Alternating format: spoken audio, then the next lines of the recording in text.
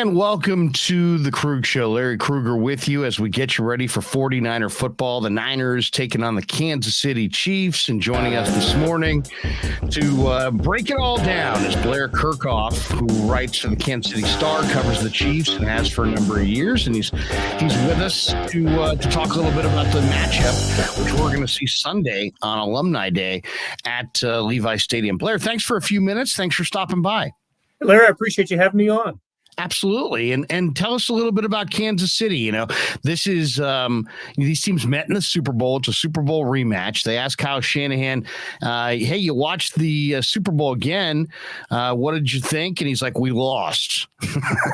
So that's what his takeaway was. My takeaway was that was an incredibly explosive Chiefs team that I kind of expected at that point would maybe run off a number of Super Bowls, and we saw a number of comments coming out of Kansas City's Super Bowl celebration parade that they expected the same. And then Tampa beat them in the Super Bowl, and they've lost Tyree Kill, and Andy Reid's getting a little bit older, and Patrick Mahomes wasn't quite taking care of the football, and it just seems like they've dropped a peg. But then after watching them a week ago against Buffalo, after watching them so far this year, they look very similar to the Chiefs of the past, despite the fact there's no Tyreek Hill. So why don't we start right there? How, for 49er fans who immerse themselves in what the Chiefs were back on Super Bowl Sunday, how have they changed since that point? How are they a different team than the team we saw in the Super Bowl a couple of years back? Well, in many ways, they're a different team. The most obvious place to start is Tyreek Hill no longer being with the team, and of course he had the big play in the Super Bowl victory, the long pass on the 3rd and 15 to get him going in the fourth quarter. Listen, he wanted to become the highest paid wide receiver in football, and the Chiefs were not prepared to go as far as he wanted them to go. So I think the Chiefs made a pretty nice deal with all the draft picks they got in return from the Miami Dolphins for Tyreek Hill. That's the biggest, most obvious difference over the last couple seasons. Another one, which is a little less obvious, but I think just as important, is Tyrann Mathieu. Their Pro Bowl center, was a Pro Bowl player in its 3 years for the Chiefs, was not re-signed and now is with New Orleans. So those are two pretty big pieces that are no longer with the Chiefs. But having said that, they are, they're 4-2. They look like the best team in the AFC West. There's still so much football to be played there, but they look like the best team so far in the first third of the season.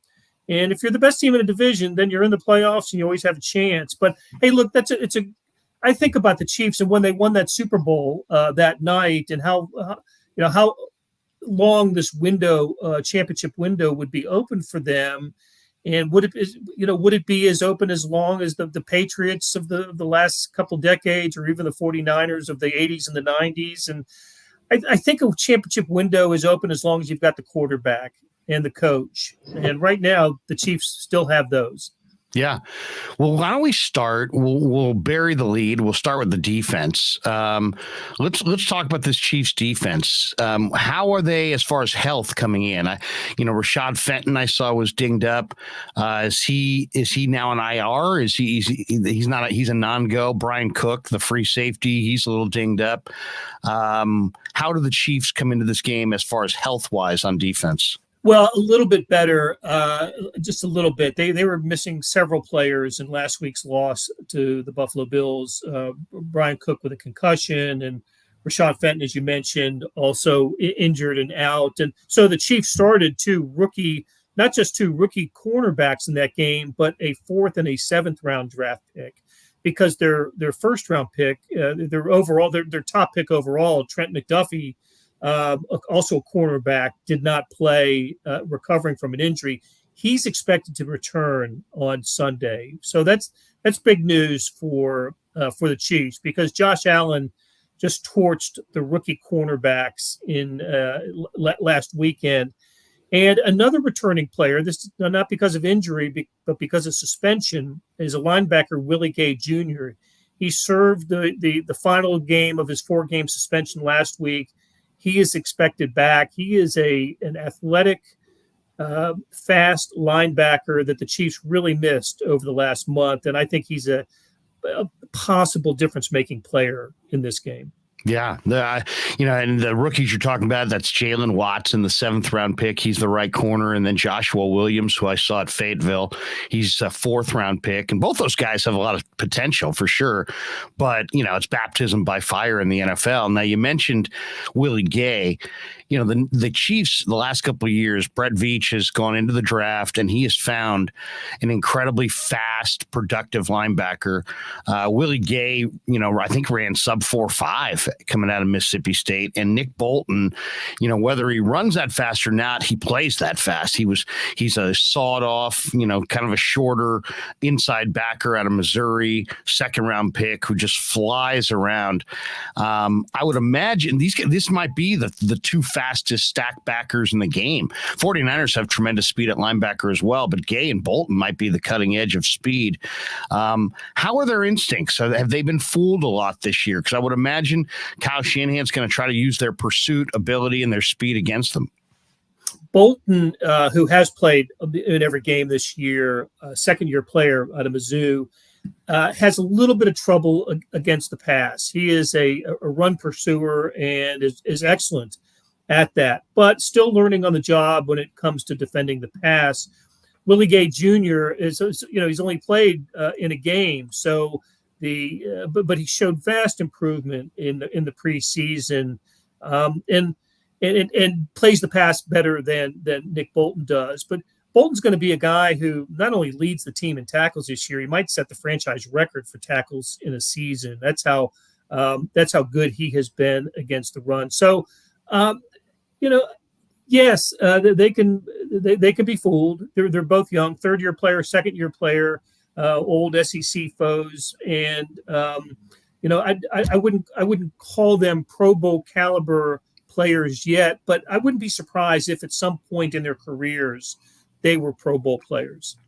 What's your impression so far of Karlaftis? I mean, I saw him at Purdue. The Chiefs took him in the 1st round.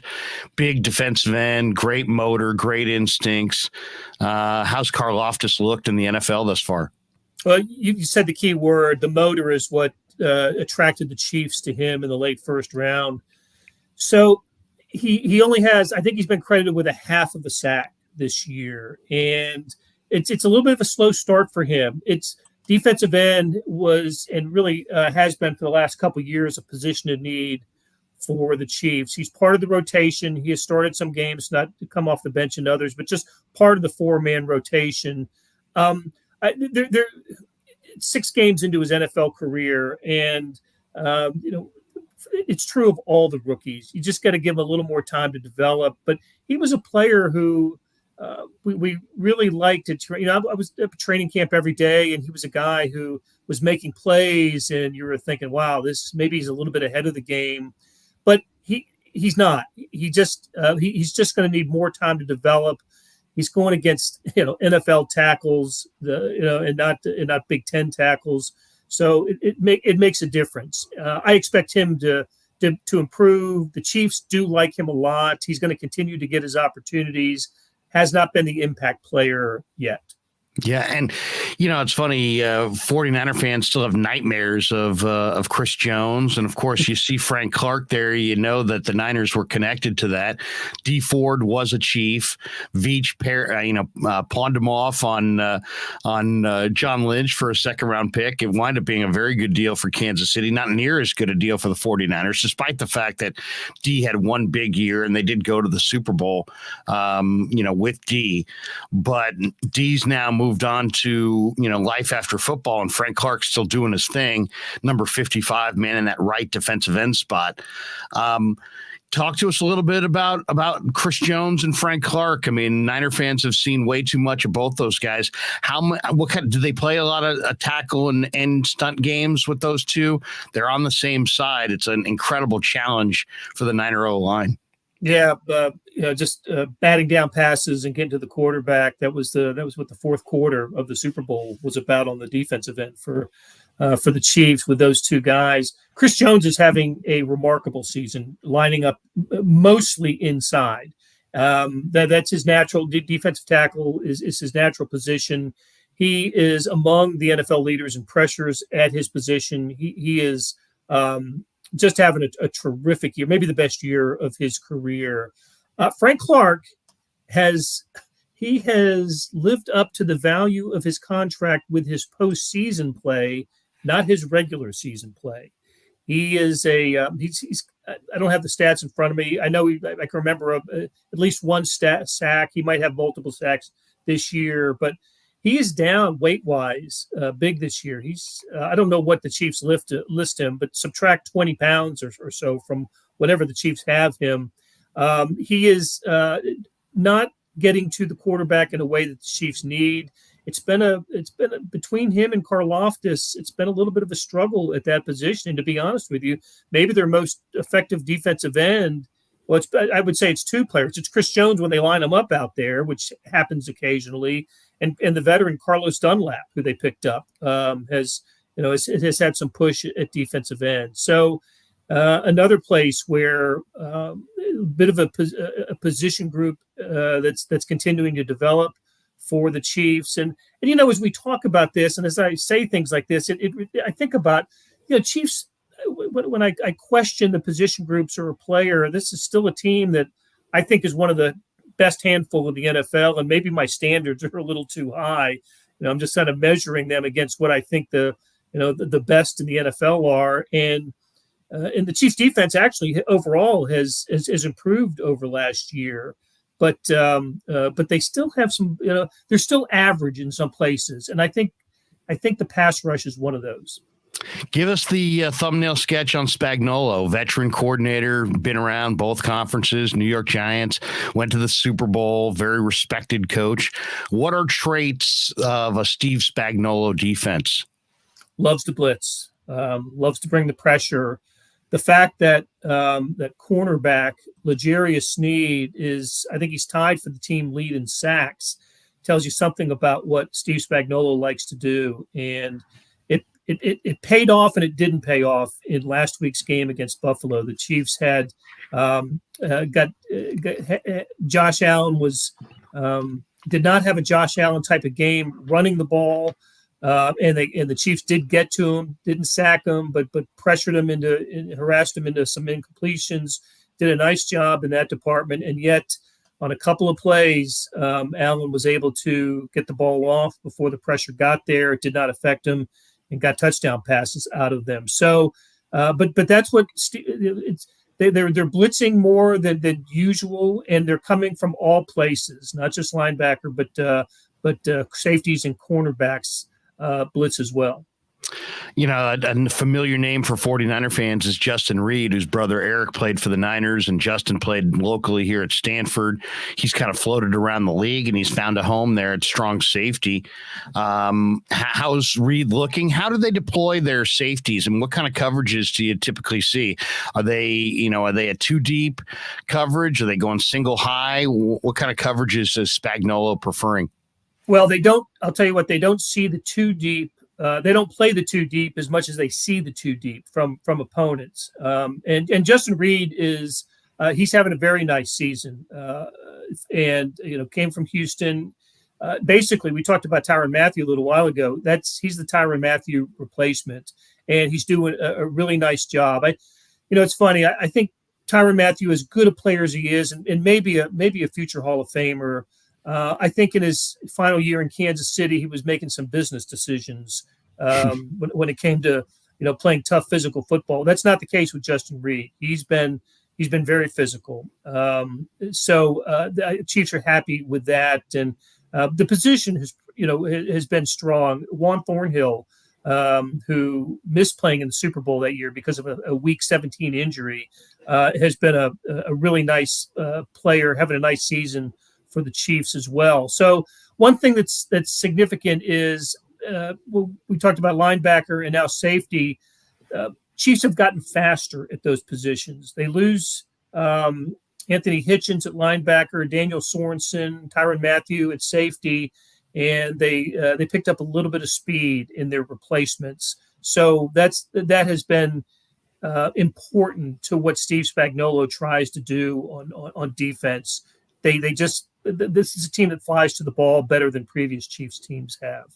Yeah, Thornhill is a good player, by the way, going back to UVA. And it's funny, when you went back to the Niners and the Chiefs in the Super Bowl, at that point, those were the two fastest teams in the NFL, and both teams have added quite a bit of speed since. So let's flip the card and talk about the offense. But before we do, give me your thought just kind of on the mentality of this football team. I mean, there's only one bye if you're the top seed, you get the bye. If you're not the top seed, you don't get the bye. And I would imagine between, Arrowhead and Buffalo, there's the Chiefs' chances of going to the Super Bowl coming out of the AFC go up dramatically if that road to the bowl goes through Arrowhead as opposed to Buffalo. So after having, a close defeat last week, I would imagine they're going to come in here absolutely, sky high and hungry for a victory because of kind of the situation as it sits in the AFC playoff picture. How do you see their mindset from last week to this week? Yeah, this is a team that reacts to losses pretty positively under Andy Reid and with Patrick Mahomes as the starter. Look, it's a talented team to start with, so it's not going to find itself often with losing streaks. But look, both teams coming off of losses. I imagine there's incentive in that department for both. But the Chiefs have they lost a game earlier this year to Indianapolis, probably the biggest, one of the big head shakers in the NFL this year. The Colts were coming off I think they were coming off a tie with the Jaguars or the Texans, I believe. And it's like, how in the world did the Chiefs lose that game? And how would that affect them the following week when they went to Tampa Bay and Tom Brady and Sunday Night Football and all that? And the Chiefs were wonderful, played their best game of the year, very focused. Offense ran up and down the field, and it was the kind of Chiefs team we're used to seeing over the last few years. I don't know if we're going to see that against this 49ers defense. I know there's some injuries, but the 49ers defense, I think, is certainly one of the best in the NFL. But I don't think focus will be an issue. I don't think a loss will beat the Chiefs twice. And I think they'll be ready to play on Sunday. Blair, let's talk about the offense a little bit. The running backs, I mentioned to you before we went live that, I've watched every Chief game this year, and I'm just having the darndest time watching this team having any feel for the utilization of the running backs. Clyde Edwards-Helaire, I really liked that pick when they made it in the late first round coming out of LSU. I thought he was the perfect back for their system. But then they'll use him, and then all of a sudden you look up, and there's Jerick McKinnon. And then you look up again, and there's Isaiah Pacheco. and I can't really figure out, to me, looking at it from the naked eye, I don't see any rhyme or reason to the utilization of those three backs. Describe it for us. How would you describe their rotation in the backfield? Well, you've just described the dilemma of every Kansas City Chiefs fan as well. They're trying to sort it out themselves. What's going on? I think Clyde Edwards-Helaire is, if you have to identify a starter in a primary, it is Clyde Edwards-Helaire. You're right, first round pick after the Super Bowl season, and has dealt with injuries through most of the first couple of years of his career. This is the first time he's gotten this far into a season healthy. So when he's healthy, he is the guy. But he's not always the most effective running back. There have been times this year where Jerick McKinnon, especially in pass protection, they really like him as a pass pro and a third down back. And then Isaiah Pacheco, the 7th round draft pick out of Rutgers, they have high hopes for. He's their return specialist. He returns kicks. He's their toughest runner. He's probably had the single best game by a Chiefs running back this year when he went for 60-something down in Tampa Bay. So he's somebody that the Chiefs will continue to give opportunities to. But when to kind of bottom line it, Clyde Edwards-Helaire is their starter. I'm not going to say star. They don't have a star running back, but a starter. And you also made a good point too. When they made the pick, I think all of us were thinking, well, that's just another weapon for Patrick Mahomes, the target that out of the backfield that Damian Williams was, and it just has never really worked out that way. Here we are 3 years into his career. So they all do a little bit of something, but nobody does one thing that makes him the definitive starter. As far as Kelsey is just Kelsey. He's as good a receiving tight end as this league has maybe ever seen. The Chiefs use multiple tight ends, but it always seems like they get Kelsey out in the pattern, and they have one of their other tight ends doing the work on the line of scrimmage. Is that just my perception of it, or is that reality? No, you're right. That's and the numbers certainly back that up. I mean, Kelsey with his 7 touchdown grabs this year and leading the team in receptions, that is absolutely true.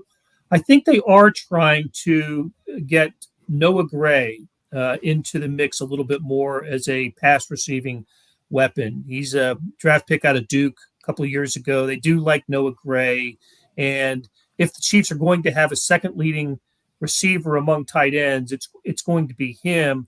They also have a player named Fortson who is effective in the end zone. He's caught a couple touchdown passes this year. So Fortson and then Noah Gray, and at some point they're going to get their fourth tight end back, Blake Bell, the best blocker of the bunch, and also will line up under center sometimes. He was a quarterback, played some quarterback in college and in high school, and will especially down the goal line or fourth and short, you'll see a tight end. Kelsey's done that this year, and so has Noah Gray, by the way. They'll take the snap either under center or in a shotgun and do something with it. Let's talk about the O-line. I got a good friend on this team, and that's the great Nick Allegretti from Illinois, who was a wrestler and a good guy, and I've talked to him many times on the show. He's one of my favorite guys in the NFL, and he gets some run from time to time. It seems like he's kind of a jack of all trades in the interior, but talk to us a little bit about this O-line. I know Creed Humphrey was a very good second-round pick, and they made a significant investment to trade for and then sign Orlando Brown to man that left tackle spot. Joe Thuney was a big signing from the Patriots in free agency. How's the Chief offensive line top to bottom? Where's the strength? Where's the weakness? Well, first of all, you're right about Nick Allegretti. He's a valuable player for this team because he can play the 3 interior positions, and he's had to play a lot of snaps this year, as is often the case with offensive linemen who get injured. So Chiefs fortunate to have Nick Allegretti on this team. Orlando Brown and Andrew Wiley are the tackles. Both of them have had good days and bad this year. Wiley in particular struggled against Von Miller last week. That's going to happen. They've had to deal with Max Crosby, of course, Khalil Mack. They've had to deal with some pretty top-notch edge rushers and haven't always looked great doing it, but a lot of people aren't. Orlando Brown on the franchise tag, their Chiefs are probably going to have to make a decision with him at the end of the year of what they want to do. I'd say it's been a subpar year for Orlando Brown so far. Probably not going to get the kind of contract that he's looking for. Wants to be one of the top paid left tackles in football. I'm not sure he's in that category. But overall, it's been a good year for the Chiefs' offensive line.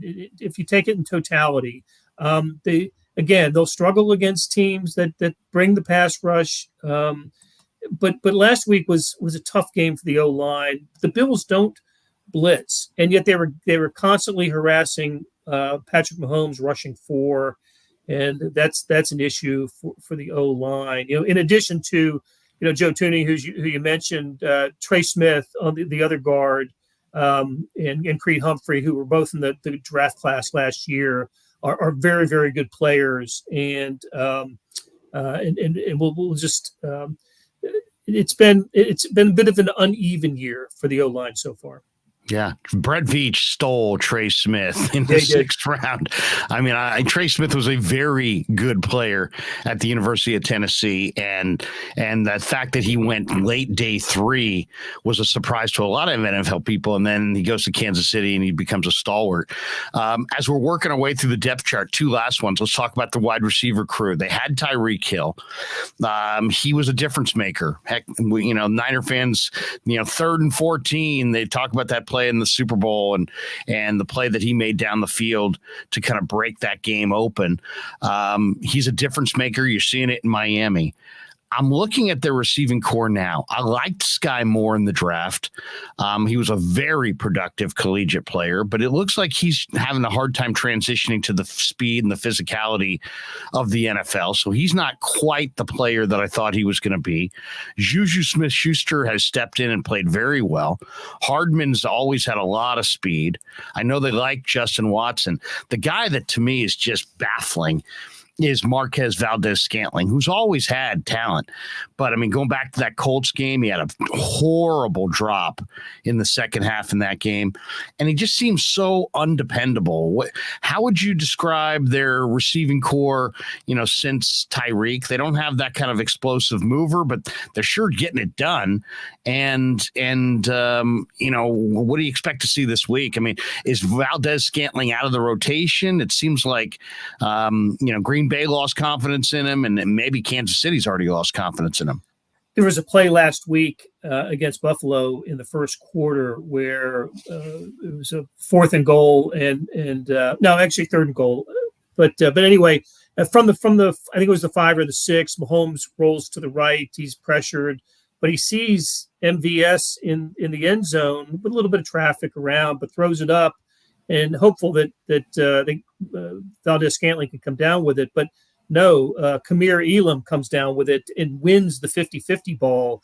And that had me go, well, wait a second. Rookie's taking it away from this veteran, and it was an either or type of thing. Really a head shaker of a play. But you're right. He's it is hit or miss with Marquez Valdez-Scantling. He can come up big, and listen, his best skill set is catching the deep ball, and there haven't been many of those his way. I can only think of a couple that they've even attempted this year. So overall, I think 2 through 5 when it comes to wide receivers, better for the Chiefs this year than in previous years. But there's a big difference at number 1 without Tyreek Hill. And I don't care who you put there at number 1 for the Chiefs, whether it's Juju Smith-Schuster or McCole Hardman.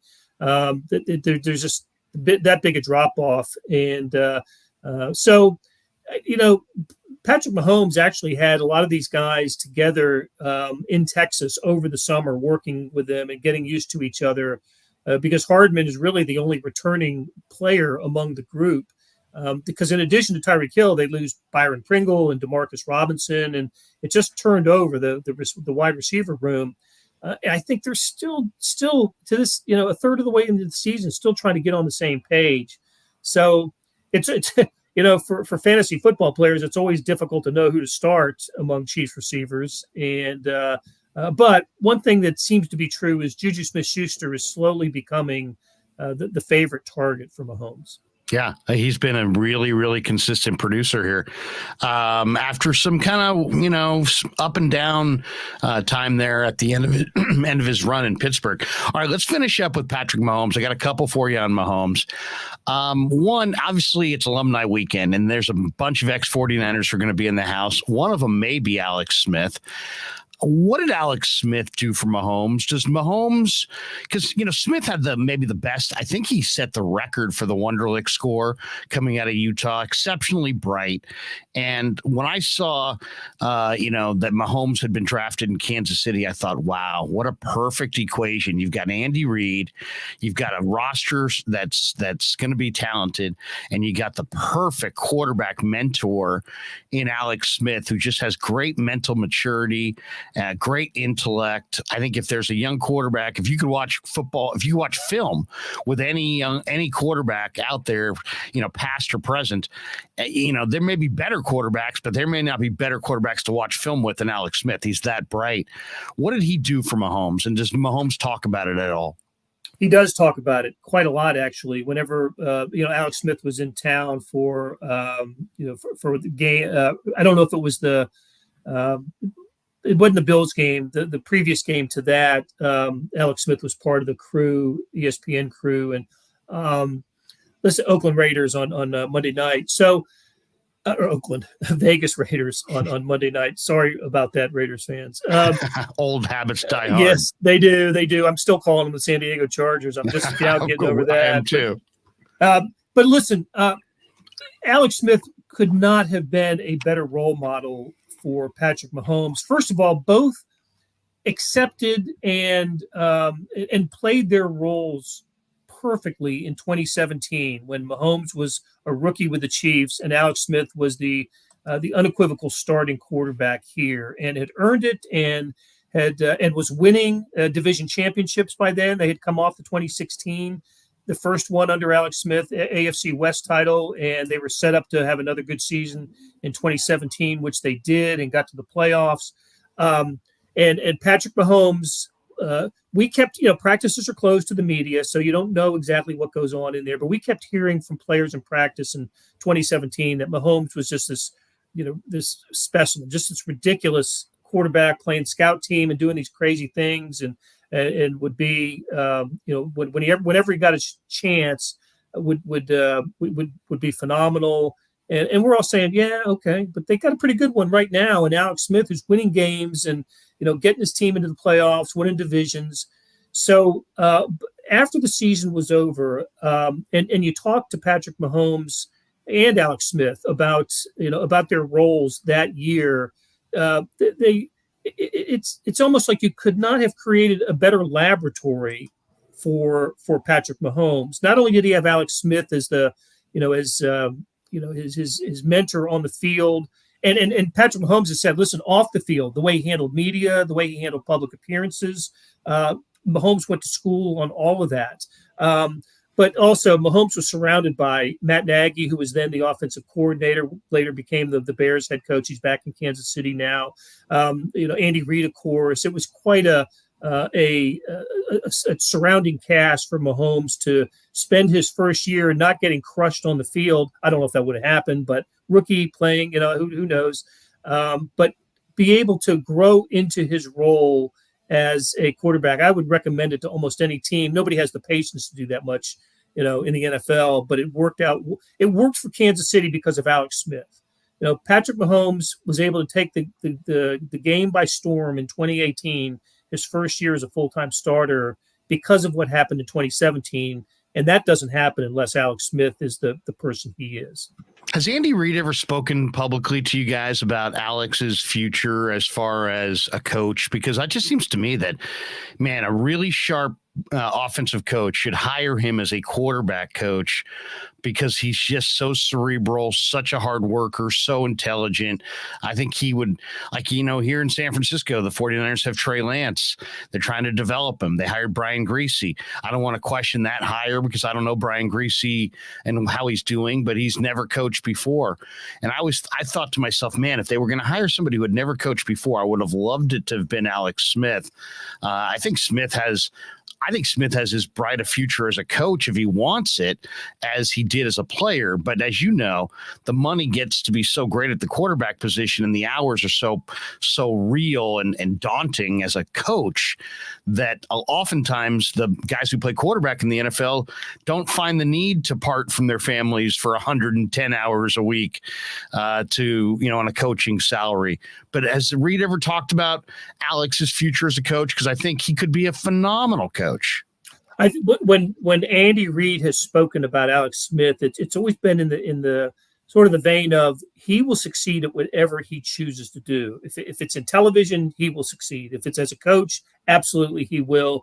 You think about some of the hires over the last few years, the trend of getting a not necessarily a former quarterback, although they played the position in college, but a person who is a quarterback whisperer or guru. And I'm thinking of Cliff Kingsbury or Zach Taylor, guys that have developed quarterbacks. And Alex Smith not only played the position and played it at a very high level in the NFL. I think he's got the chops. I do. I think if he wanted to get into it as a quarterback's coach, and I guess you'd say pay the dues, although you could say that Zach Taylor and a Cliff Kingsbury didn't pay the dues the way other coaches have. They didn't serve as long-time OCs or quarterback coaches. They got elevated up. Maybe Alex Smith could take that path as well. But yeah, I don't think there's anybody who would know the position better and could impart it better than Alex Smith. I think he'd be a wonderful coach. Yeah, I do too. Back to the Colts game for a second. End of the first half, Chiefs had the ball. They decided to go into the locker room and kind of give away the possession. And the TV camera showed Mahomes kind of bitching at Bieniemy. And finally, Andy Reid, he kind of walked over and he I don't know what he said, but it sounded like he's like, that's enough. That's enough. And they went into the locker room. And of course, they ultimately lost that game. And I wondered after, man, is that going to be a talking point? The fact that they lost that game in a very close game and they kind of gave away a scoring opportunity at the end of the first half. Did that become a talking point in the post game of that loss? And how would you term the relationship between Mahomes and Eric Bieniemy? Well, it became a talking point because they lost. I think if they had won the game, it would have been a small clip and I don't know.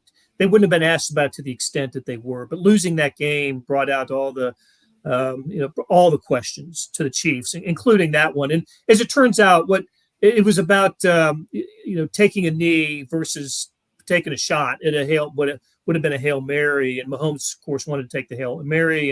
And so, which is a great mindset. That's what you want your quarterback mindset to be, well, right? Exactly. Yeah. Just keep firing away, and maybe we got a shot at this. And it was close enough with Mahomes' arm, it could have gotten into the end zone. They were too far for a field goal, but I guess, Harrison Butker hit a 62-yarder last week, but too far for a field goal, but not enough that Mahomes couldn't get in the end zone. So that's what the spat was about.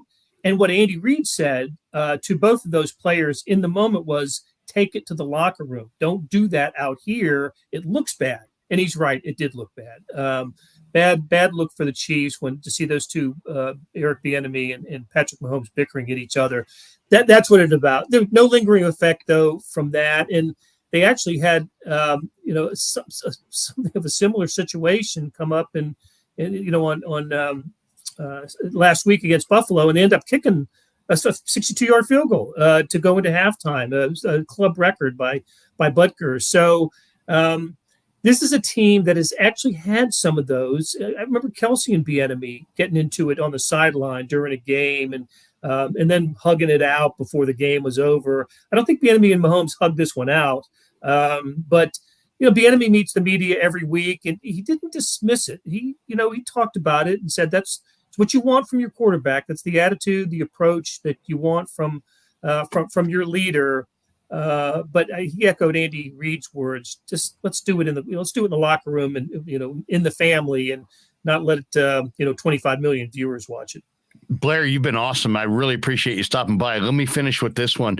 Is there any common denominators that you've seen? I hold Mahomes. I know people talking about Josh Allen. I love Josh Allen. I think he's tremendous. I won't put him in front of Mahomes yet. I think Mahomes is still at the top of the heap. The Super Bowl win, I think, is going to put him there, keep him there until Allen adds to the trophy case. And there's just something about Mahomes that is just really, really special. But you've watched his whole career. So let me ask you this. Is there any common denominators you've seen as far as anything that slows him down, anything that gives him trouble, any look that confuses him? He seems to be able to extend plays. He does it with his eyes peeled downfield. He doesn't necessarily escape pressure to run, though he will if you give him an avenue. It's more of like, hey, I've got this howitzer of an arm. I got these great weapons. I'm going to find a free spot. I'm going to give myself a few extra seconds. I'm going to make you defend my fast receivers down the field. And as soon as I see separation, I'm going to use my howitzer and I'm just going to throw a laser down the field. And he's been so effective. But as I said, you've watched his whole career. Is there anything at all that you've seen that is a consistent thing that bothers Patrick? The Super Bowl loss to Tampa Bay was the first time that they had seen the two high safeties to the extent that he did. It was like the whole game. Todd Bowles, then the defensive coordinator, had a great game plan. The Chiefs had gone into Tampa Bay earlier that year, and Tyreek Hill had 215 receiving yards in the first quarter of that game. And so Tampa Bay knew they had to do something in the Super Bowl. They already had a great pass rush. It was against a battered Chiefs offensive line. So they got to Mahomes. Chiefs didn't score a touchdown in that game and obviously lost big. And so we've seen that almost every game since then. The key to getting to Patrick Mahomes is to rush 4 and drop 7, sometimes rush 3 and drop 8. And that makes it difficult for him. I think Mahomes will take, as good as he's been, I think he takes the next step as a quarterback when he's done a little bit of this, but I think he needs to do it more when teams are rushing 3 or 4 and he's got to maneuver to get out of that in some way, and he sees linebackers' backs turn to him, he takes it and runs. And I think he's going to end up, being, if not the leading, but 2 or 3 in terms of just rushing yards on this team, because that's what teams are giving him when this happens. He's got all these, he's got 6-7 guys down, 5-6 guys downfield, and they're not looking at him anymore. They're watching the receivers.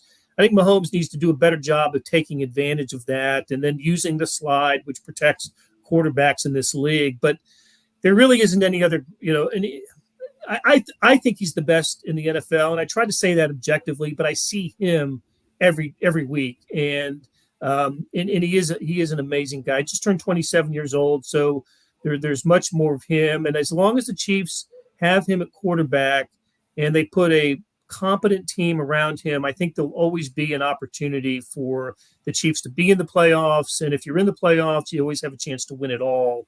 So the Chiefs, after in the wilderness of quarterbacks for such a long time, they had not drafted one in the first round before Mahomes since Todd Blackledge in 1983.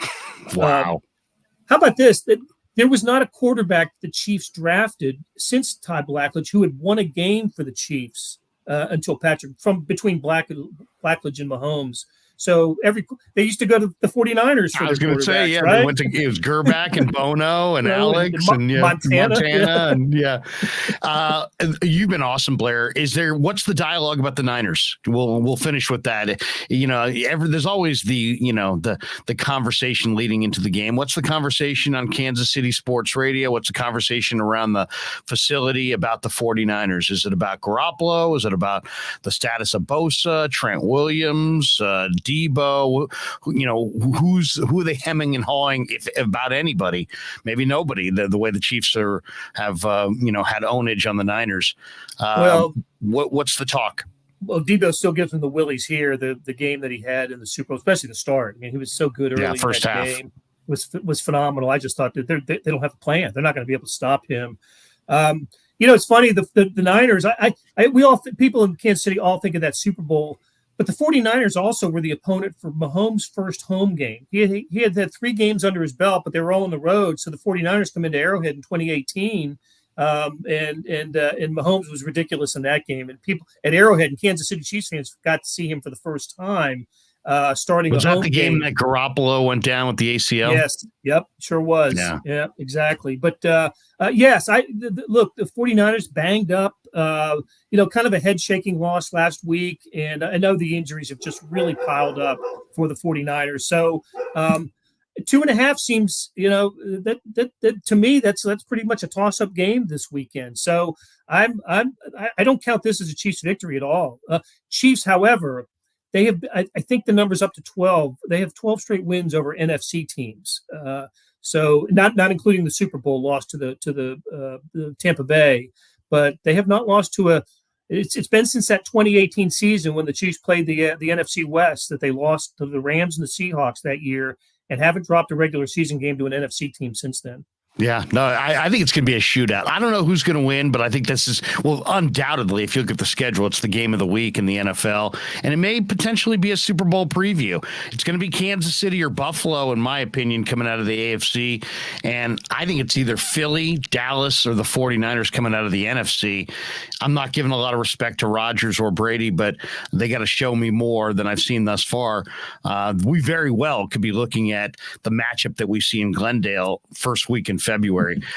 Blair, great stuff. If people want to follow you on Niner fans, hearing your breakdown and thinking it's fantastic, and they want to follow you on Twitter, tell them where they can follow you on Twitter, on social media, and where we can read the writings of Blair Kerkhoff.